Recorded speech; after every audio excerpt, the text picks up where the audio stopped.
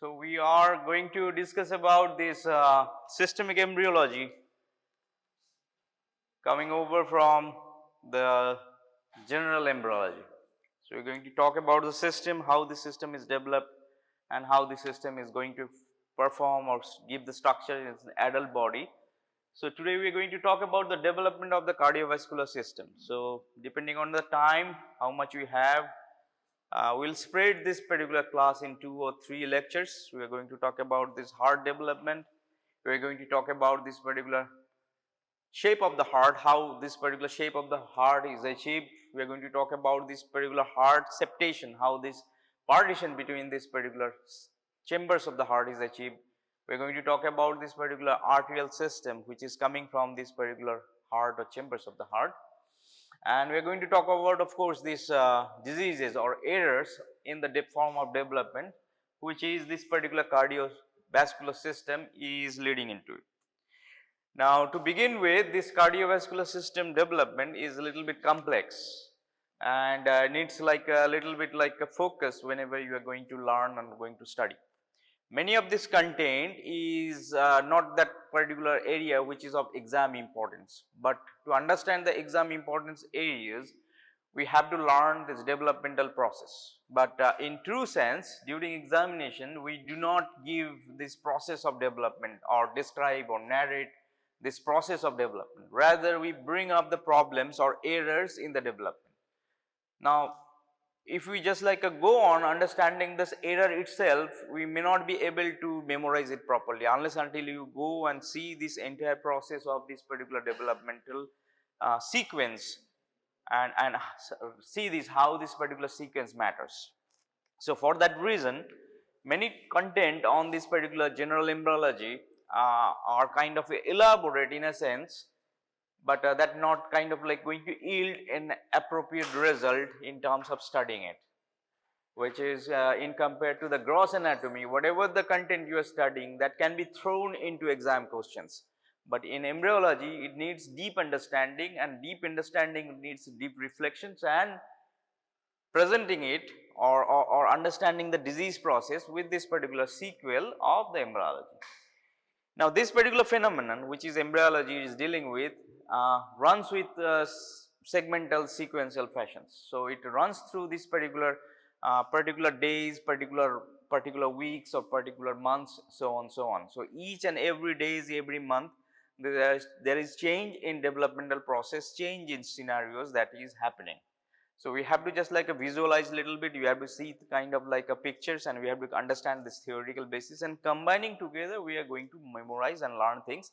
And when it comes to talk about this particular errors of this development, we call them as congenital environmental error or congenital errors, which is kind of like a reflections of this particular process that have gone rogue or gone wrong in the process. Now, in this particular cardiovascular system, we are going to talk about largely about this development of the heart. And if you just like go on talking about this development of the heart, but before that I want to introduce or reintroduce this adult heart itself to go beforehand to have a quick brush up of this content. So, we have learned this particular gross anatomy of the heart. We have seen this particular heart have got 4 chambers. The upper chambers we call them as atrium, the bottom one we call them as ventricles, and they are partitioned by this particular partitions in between them. We call them interatrial septum or interventricular septum, splitting into the chambers into right side and left side atrium, right ventricle and left side of the ventricle, and this is easy for that for today's understanding. Now, we take this particular chamber above, we call them as atrial chambers. Now, anatomically we split this particular atrial chamber into different aspects. One is that you see that this is wide open, this all the chambers of the heart, you are seeing these posterior walls. Now, these posterior walls of the chambers of the atrium, right atrium or left atrium, receives this particular large veins, like in the right side inferior vena cava, superior vena cava, they are coming from above, below, and this opening of the coronary sinus which is placed on the side. And on the left side we have this opening which is receiving this particular pulmonary veins coming from the lung. So, this particular posterior part of this right atrial and the left atrial chamber which is receiving the blood flows are smooth. So, we call them a smooth posterior part of the atrial chambers. Now, if you compare this with the smoothness on the posterior side, if you see the interior of these atrial chambers, anteriorly we are going to see muscles. So, that particular anterior walls of this particular atrium have got muscle, we call them as musculi pectinati, which is visible part.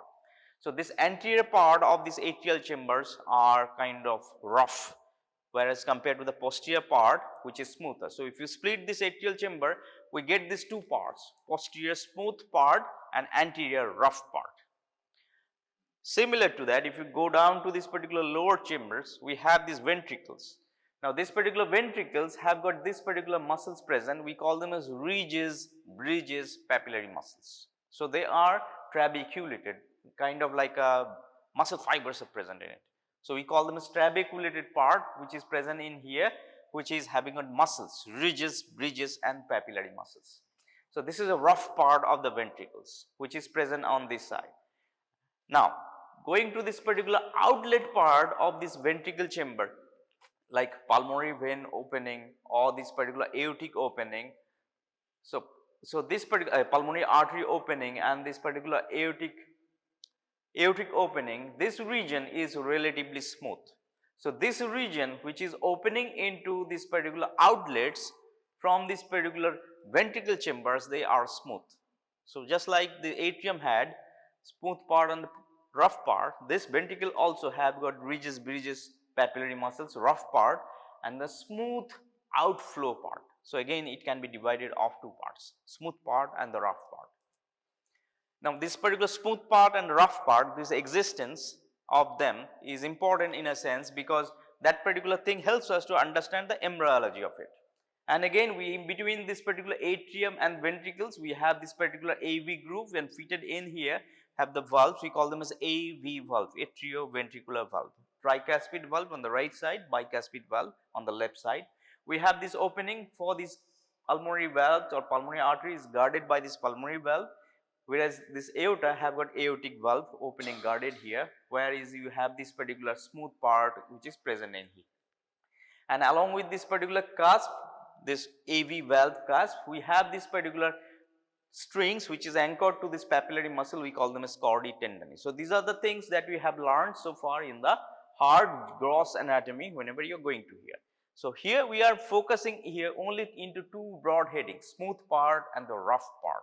So, we have to understand this particular heart have got these particular chambers, have some region smooth, some part which is rough, and that particular helps us to understand the next part about this particular cardiac development. So, we are moving into cardiac development or formations of the heart or heart tube or these heart chambers likewise subsequently through this particular developmental part. So, this cardiovascular system that we are beginning with is the first system to develop with. So, it begins at roughly like a third week of like age, and but by this particular 6th week, this heart is most of this part is formed and it starts beating. So, whenever you are doing this ultrasound examination to see this particular fetus which is present, which is having viable heartbeats or not there at age of 6 weeks of life, we see this particular beating of the heart present. So, we can see that the life is there started at this particular 6th week of life, which is in the forms of beating of the heart, which is visible. So, it is too early or rather very early,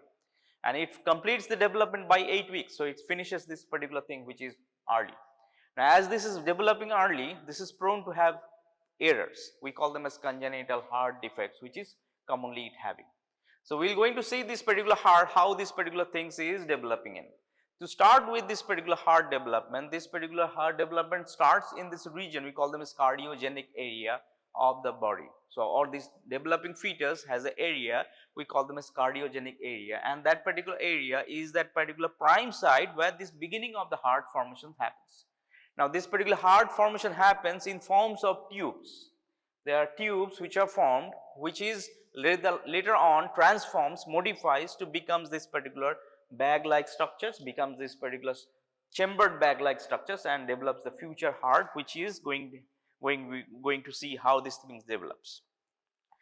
So, this particular development of the cardiovascular system develops with the formations of the blood cells, which happens here in the mesoderms, and within this mesoderm there are islands of these particular blood islands, we call them as angioblastic blood islands.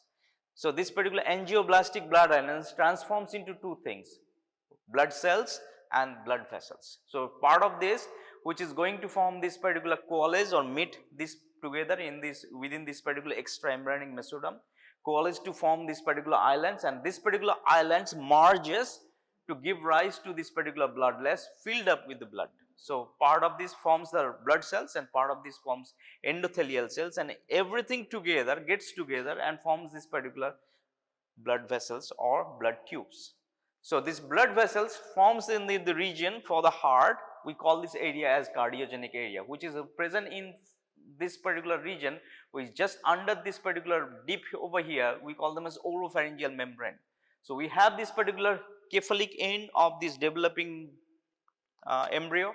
With this particular cephalic end, that means head end, we have this particular area where you have the dent. We call them as oropharyngeal membrane region, and under to this particular oropharyngeal membrane, where this particular cephalic membrane is there, we have this particular tissue, we call them a septum transversum, and into this particular septum transversum we see this particular cardiogenic area placed, and this particular cardiogenic area is going to form this particular future heart regions in forms of forming the first basic element is that forming of tubes. We call them as cardiogenic tubes, also known as endocardial tubes.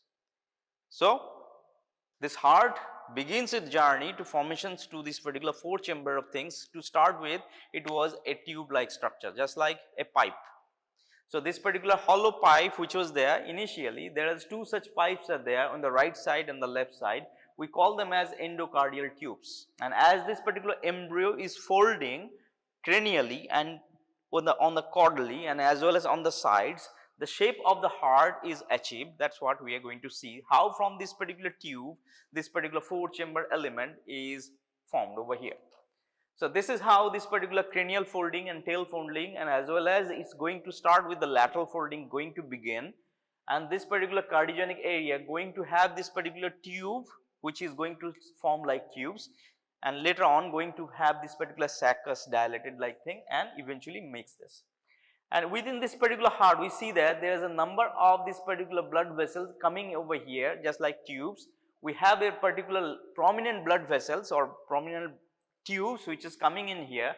We call them as vitelline vein which is coming from the yolk sac. We call them as umbilical vein which is coming from this umbilical cord or placental sources, and other is we call them as cardinal veins which is coming from this region. We call them as proximal and distal cardinal veins. So, these are the veins which is eventually it looks like an octopus which is having kind of tentacles spread over. So, it is kind of like an octopus which is having a body and tentacles coming from there, and this particular octopus body is basically the resemblance of the heart which is going to form this eventually the things. So, let us come with this particular heart tube formations. So, we have three number veins which is prominent veins, umbilical veins, vitelline veins and cardinal veins, so right and left and common cardinal veins they are present, and this particular things drains to this particular primitive heart as you have seen in the previous picture, this primitive hearts, and which is pumped out to this particular aortic system or aortic arch, and later on this blood circulation is going on. So, this is how this particular initial things or initial machinery or initial functioning of the heart begin with. So, let us talk about this particular thing about these formations of the heart or heart tubes. So, we have got this particular heart tubes, there are two to start with.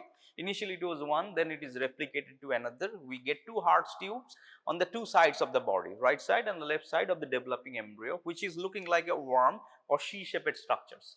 Now, this particular heart tube have got layers, just like this particular heart have got layers. This particular heart tube has layers. It has four layers to start with. We have seen this in adult heart, there are three layers. Endocardial layer, we have this muscle layer, we call them as myocardial layer, and then we have this outer layer, we call them as epicardial layer. In case of this heart, we have an additional layer in between this particular endocardium and myocardium, which is the nutritive layer which provides the nutrition for this particular myocardium and the heart.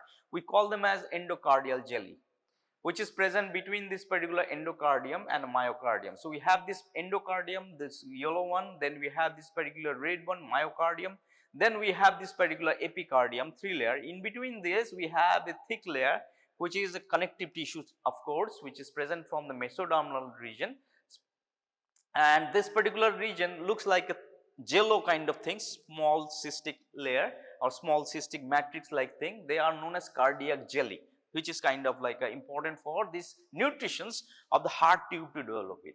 So, this particular heart tube have got two ends, one is we call them as venous end, other one we call them as arterial end. How this particular thing is formed? So, we are seeing this particular heart tube, initially we have this endocardial tube right and left was there on the two sides. Now, as this particular embryo is folding, bending and on the sides it is building, this right and left comes close with each other and then make this particular channels or communicating channels between them, and eventually this particular channels meets together, coalesce to form this particular entire tube which looks like this, which is fused. Two endocardial tubes have got unfused upper parts and unfused lower part. So, this particular thing is the most primitive region where this particular thing which is formed with heart chambers or heart itself. So, this is the beginning thing to start with, tubes, then meeting with this particular veins right and left.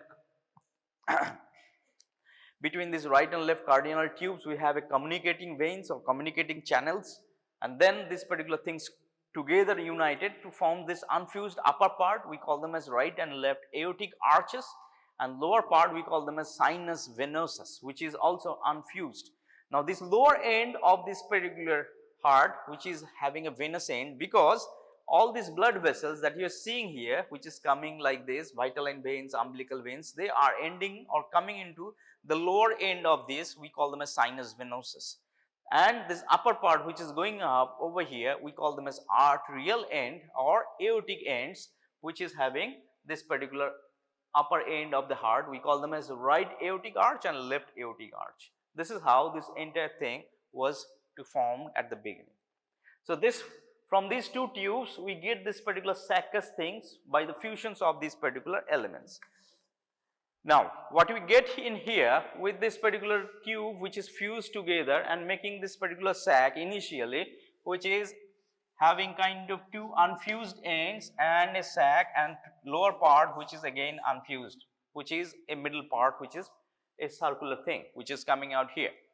Now, as this time progresses with the development, within this particular sac of this particular tubes which is formed, there appears with some constrictions and some dilated parts. So, some part of it becomes constricted and some part of it becomes dilated, and as a result of that we get some kind of chambers or kind of segmentations within this particular entire heart tube. So, initially it was like sac and then appears some kind of bends which is known as constrictions, and with the bends it has a dilated part, and with this dilated part we have things coming like a flower vase appearance. So, it is slowly taking up shapes which is looking like constricted part and dilated part.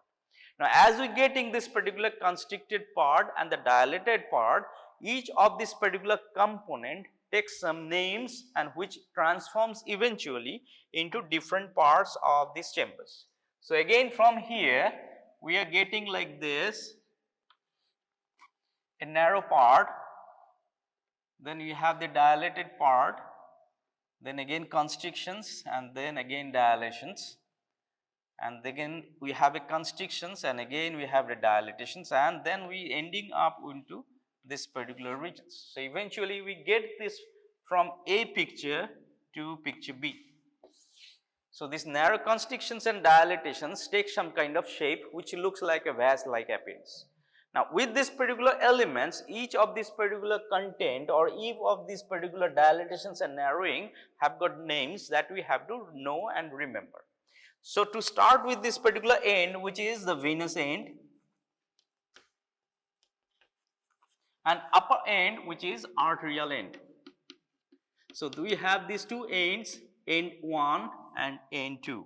So, blood vessels are ending on it. We have this particular blood vessels which is ending on these parts, 3 of them: vitelline vein, cardinal vein and umbilical vein. They are 3 sets of veins, right side and left side. They are ending on this particular chamber, the bottommost one. The bottommost chamber we call them as SV. We call them as sinus venosus.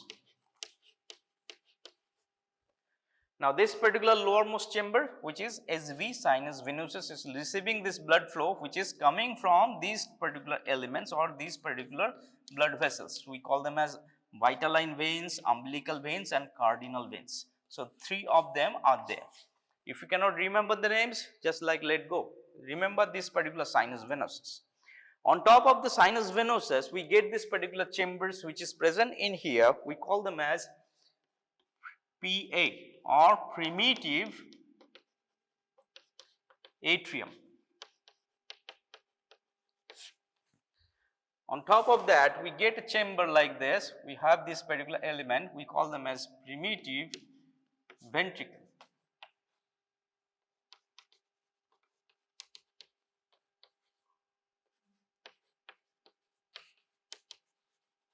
And on top of that, we get this particular dilated part. We call them as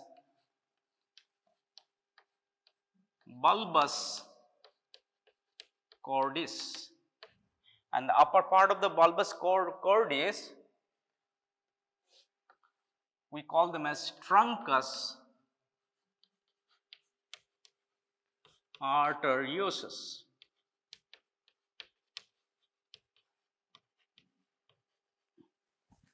So, fortunate or unfortunately, we have to remember this particular segmentations and these particular parts, because each of these particular components is going to give rise the future heart which is present. To start with the upper part, which is going to this particular arterial end or arterial arches, right and left, we have seen this accordingly. So, this truncus arteriosus is emptying into or joining into these arches, and then we have this particular part, we call them as bulbus cordis. Then we have this primitive ventricle and this primitive atrium and this particular sinus venosus, which have got 2 horns. This part we call them as horns of sinus venosus. We have this horn on the right side and horn on the left side. So, we have this right and left horns of this particular sinus venosus receiving the blood vessels, which is coming from this lower parts, and this particular is coming from here sinus venosus, then is going to this atrium, primitive one, primitive ventricle, and this bulbus cordis, and eventually getting out into this particular aortic arterial arches. This is how this primitive blood flow happened in this primitive phase of the life. So, this is the basic outline of these chambers, how these things are transformed. Now, what we have to do here is that this bulbus cordis part we have to elaborate, and we have to do little bit deep digging into this particular bulbus cordis part. So, this bulbus cordis, which is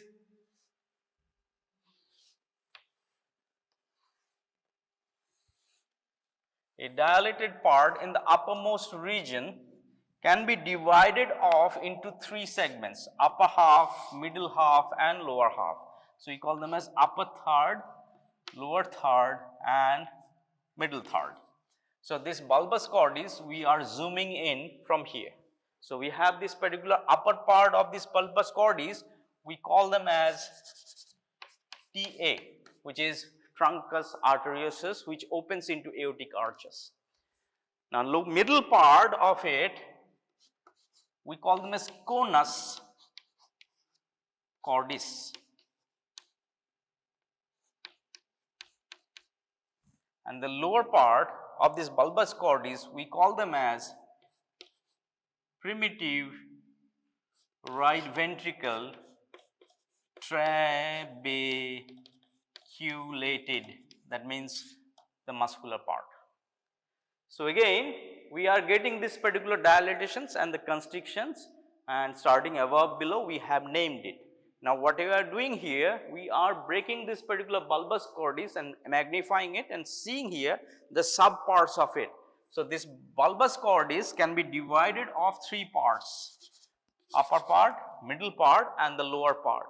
Each of this particular part have got some kind of significance.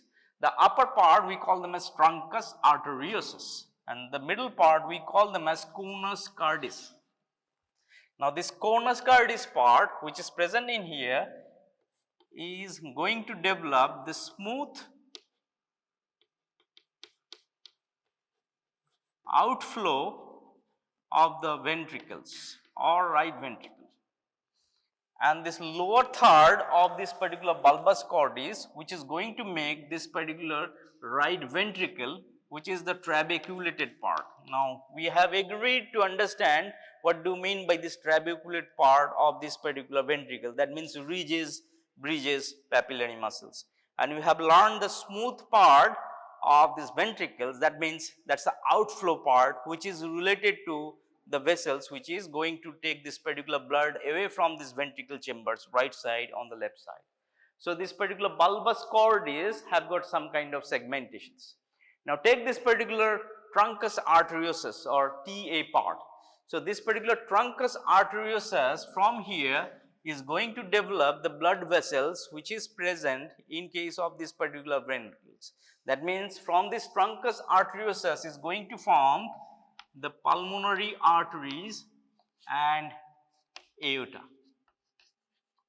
So, this pulmonary artery and aorta is spirally septed to give rise a septa in between to split into this particular pulmonary artery and this truncus arteriosus is spirally splitted, which we are going to talk about in a different class, of course, is spirally splitted to give rise to this particular pulmonary artery and this aorta, which is the outflow continuations of these ventricles. Lower to this particular truncus arteriosus, we have this conus cordis, which is going to form the smooth part of outflow part of the ventricles. That means smooth part which is going to make this particular opening of the pulmonary artery and this aorta. And again, this particular lower part or lower third of this bulbus cordis is going to make the rough part of the right ventricle. So, again, we are going back to this particular picture where we have started this particular today's class in here. So, this particular region we are coming back. So, this region we have talked about the ventricles, and this region we call them as ridges, bridges, papillary muscles, which is known as trabeculated part or rough part. This part which is going to or heading towards this opening, right side and left side, towards this particular pulmonary arterial opening or aortic opening, this is rather smooth. So, this is the smooth part of the ventricles. So, this is what we are referring here is this particular bulbus cordis is going to make here actually this particular truncus arteriosus, which is uppermost part of this particular bulbus cordis, is going to make this particular pulmonary and aortic opening with the septations which is spirally coming. Later on we are going to see how these spiral septations is going to happen between them and splitting into the arch of aorta or aorta and these pulmonary arteries. And then we have this lower part which is present in here, which is a smooth part, we call them as conus cordis. This conus cordis is making the smooth outflow part of the ventricles, and this lower third of this ventricles which is going to form the lower trabeculated part of the right ventricle. Now, what happens with this particular primitive ventricle? The primitive ventricle is going to form this trabeculated part of this left ventricle. So, this entire left ventricle, this rough part or trabeculated part is developed from primitive ventricle or pre-V. So, this is how this entire thing is formed. So, we have this particular tube merging together, making a single tube, and within this single tube we are getting kind of ends. That is what we are going to talk: upper end atrial, lower end venous. Bottom of these things we call them as sinus venosus, which has got horns right and left, and right and left sinus horns, this particular horns receiving the blood vessels which is known as this venous channels, vitelline vein and as well as this umbilical vein and this particular cardinal vein. And this particular sinus venosus enters to this particular chamber, we call them as atrium primitive, then we have the primitive ventricle, then we have the bulbus cordis. Now, this particular things is appearing here because of this narrowing and dilatations over here between the developmental process which is achieving out here. And this bulbus cordis, if you zoom this bulbus cordis part which is dilated part, it has some kind of subparts of it. What are the subparts of this particular bulbus cordis? We are going to see this particular bulbus cordis with this subparts. So, it has this upper part, we call them as, we have this upper part, we call them as truncus arteriosus. Then we have the bulbus cordis proper, which is present in here. This middle part we call them as conus cordis, this is the green region, and this particular light blue region which you seeing here is the lower third of this. So, this from here to here, these three color shades are representing the three segments of the bulbus cordis, upper third, middle third, lower third. See, upper third we call them as truncus arteriosus. Middle we have this particular parts which is known as the conus cordis of the bulbus cordis part. This conus cordis giving rise to this particular smooth part of the ventricular outflow, that means atrial and ventricular chamber which is going to pulmonary arteries, that particular ends, and lower third of the bulbus cordis is going to give this rough part of this right ventricle. Primitive left ventricle going to give rise the rough part of the left ventricle only. So, this is how this entire thing of the ventricle chambers is formed. So, ventricle chambers is coming from this particular bulbus cordis and this particular primitive ventricle together contributing in these formations. Now,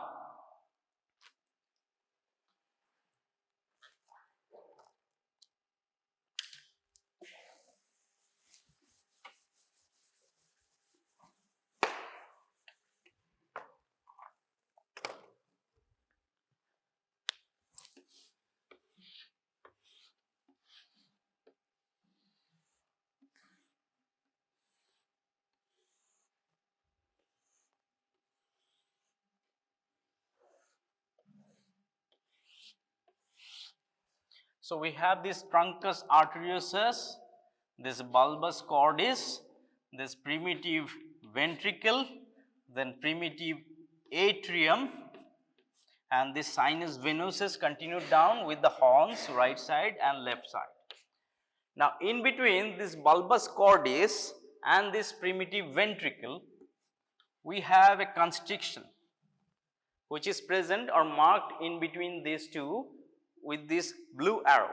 So, this constriction we call them as bulboventricular sulcus. So, this sulcus which is present between this particular bulbus cordis and this primitive ventricle is important. So, this bulboventricular sulcus, that is one narrow constriction part that you have to keep in mind. Second constrictions between this primitive atrium with the sinus venosus, we call them as atrioventricular canal. We call them as AV canal. And then we have this particular sinus venosus and this atrium, we have another constriction, we call them as sinoatrial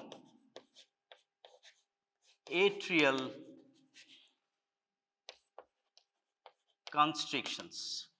So, we have three constrictions out here between this particular dilated and the narrow part. Now, out here three of them we are just like letting go, we are focusing on this particular constrictions over here in this class between this bulbus cordis and the primitive ventricle, we call them as bulboventricular sulcus.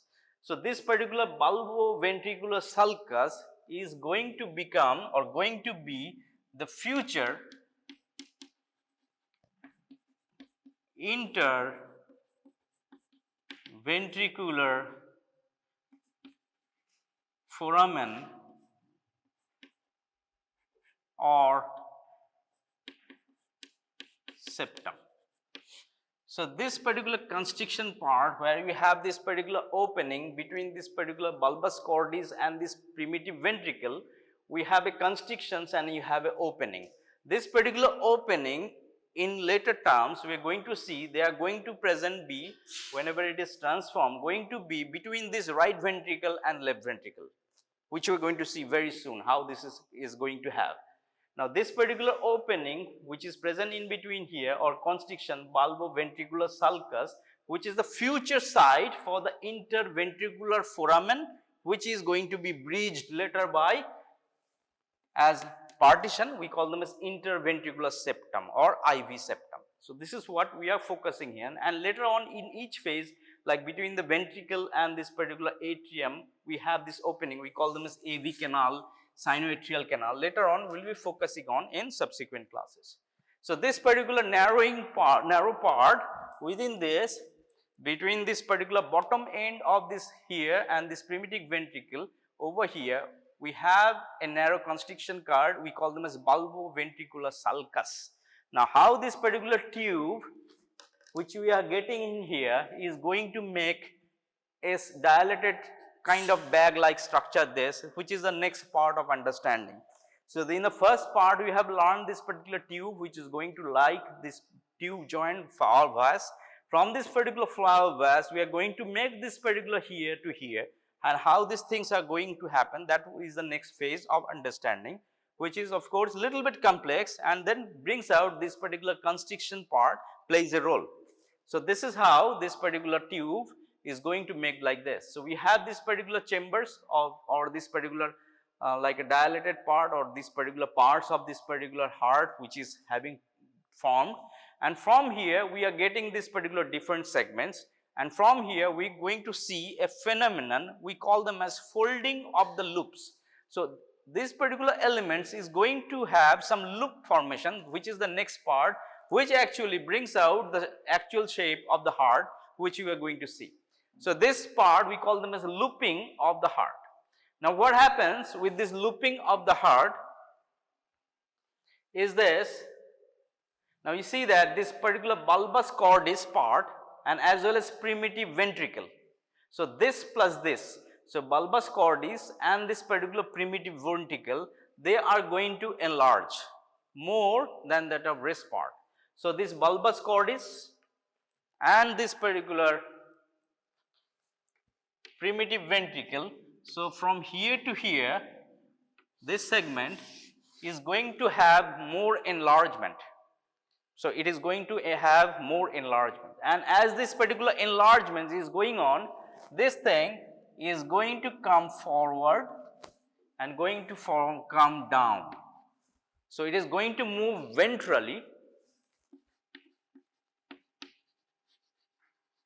and going to move downwards. As a result of this, this whole thing, bulbus cordis and the primitive ventricle, whole thing is going to have moving down and moving anteriorly. So it is coming forward and coming down. So this phenomenon we call them as looping of heart or cardiac looping. So heart undergoes rapid growth beginnings with the convolutions. So we call them as looping, which comes with the flexure, which is coming between the bulbus cordis and the ventricles. So this bulboventricular sulcus that is present in here is going to make a groove like this. So this particular area which is ventricle and this particular bulbus cordis, we call them as bulboventricular groove. Now you see that this part which is growing in pace like bulbus cordis and the primitive ventricle, and this is going to begin to drop down and going to come outside, and within this bulbus cordis and this particular primitive ventricle there is a notch which is deepening. So this notch we call them as bulboventricular sulcus is deepening and deepening. So this eventually what happens over here, this green thing is moving down, the blue thing is moving down, and you can compare with the picture A, B and C. So this ventricle which was above going down and coming anteriorly, so it has moved anteriorly. So this blue one which was above moved down and moved, and this one as well have moved down, moved anteriorly. So this particular ventricle chamber, lower third of the bulbus cordis is going to form this right ventricle, this is going to form this left ventricle entire thing, this conus arteriosus which is known as truncus arteriosus part which is going to form this outflow part which is going to make this particular aortic and pulmonary opening is going to take the shape. Meanwhile, what is happening here is primitive atrium and this particular sinus venosus, what is happening to it, it is moving or regressing back and it is growing less.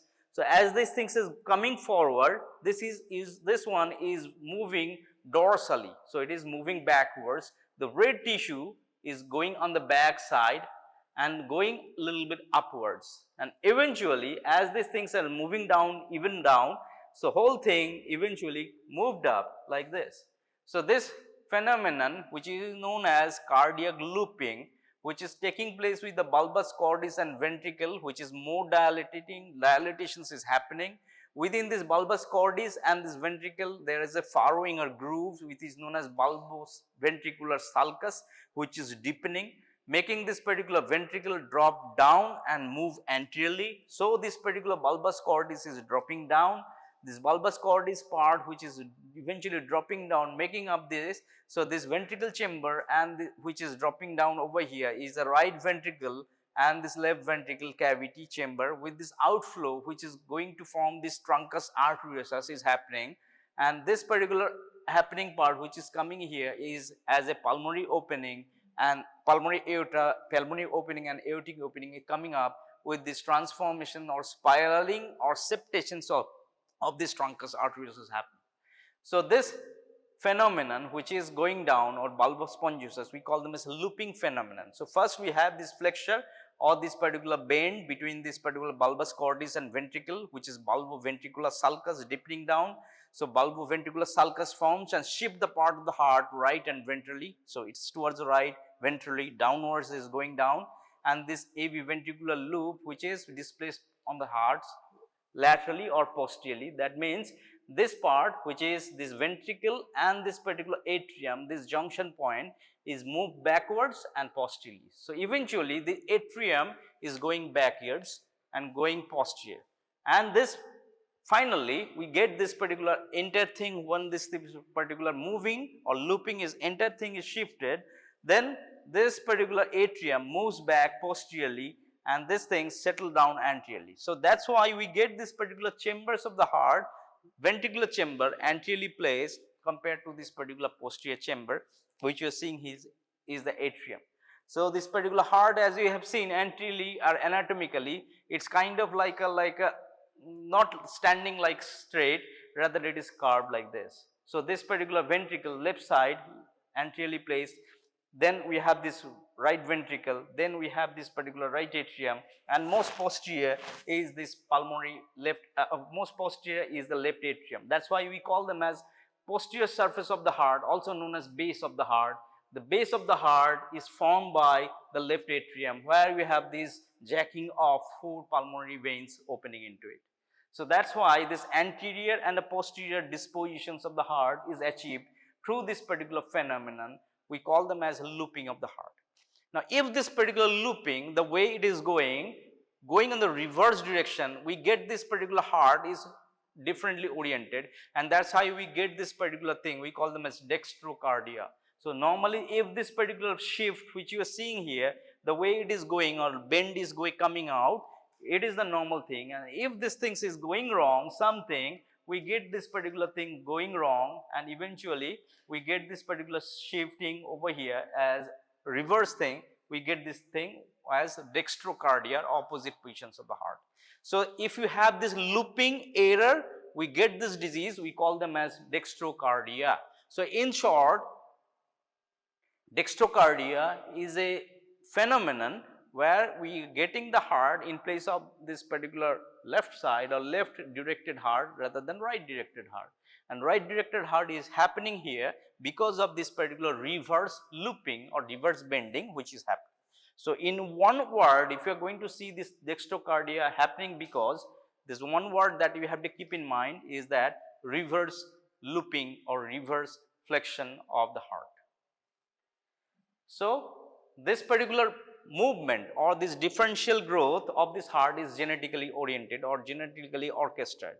So we have some kind of genes which are responsible, which are releasing some kind of protein factors, which are basically aligning the heart in this particular fashions, like making this particular groove, making this particular loop growing, bulging out and moving down and forward going on, along with this particular folding and everything together with this other organ or viscera formations. So there are transcription factors which are present on this particular loop formations. They are going to have a numerous chemical changes within this particular genes, and as well as this transcription factors, protein factors, which are responsible for this particular cardiac looping phenomenon. So again, we are having this particular heart which is having a tube like structure to wrapped into this bag like structure and folded like this. So this particular thing is getting this particular thing folded by a phenomenon we call them as looping. So we have this particular looping taking place by the grooving of this particular point, we call them as bulboventricular sulcus deepening, and this part conus cordis or also known as this truncus arteriosus, and this particular part we call them as primitive ventricle moving anteriorly and moving forward, moving downwards, whereas this sinus venosus and this primitive atrium moving backwards and moving posterior and above and taking up the shape from A to B to C to final shape like this D. So this phenomenon we call them as taking the shape of the heart, how this particular tube becomes like segmental tube, from this segmental tube how this particular packing tube is there, we call them as a looped tube, which is going to achieve this. So remember this particular part about this particular septations of this particular heart will be followed afterwards. So this looping is the thing that we are going to see today or going to learn today. We call them as cardiac shaping. So next day onwards we see that particular shape of the heart is achieved. Now we have to make partitions within this particular canals. So we have this particular cavity of the heart yet to have chamber. So we are not chambered the heart yet. So next subsequent session we are going to make this particular chambers in form of achieving the interatrial septum and interventricular septum. And once we have learned the septum, we are going to learn the diseases of the septum formation. We call them as septal defects. That's a clinical point or clinical thing that we are going to learn. So this basic understanding is the primitive thing. Then we are going to in the clinic or problem solving aspects of this cardiological thing. So till now this part, and again remember this particular parts of this particular heart tube and this particular looping, an error in looping in terms of dextrocardia, which is a reversely directed heart.